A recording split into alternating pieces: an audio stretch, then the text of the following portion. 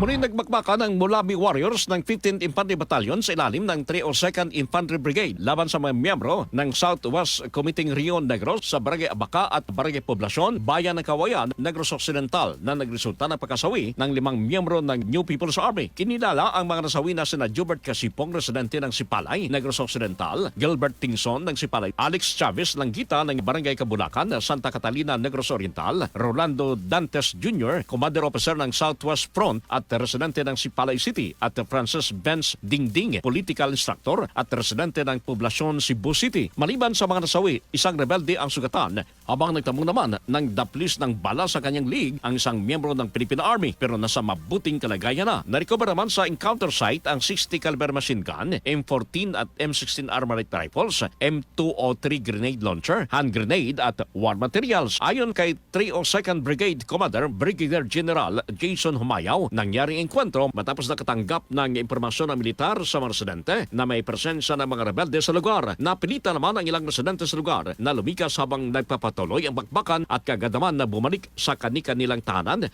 matapos ang military clearing operations. Kasama mo sa RMN DYHB Bacolod, Radyoman Albert Hiner, Tatak Remen. RMN Network News.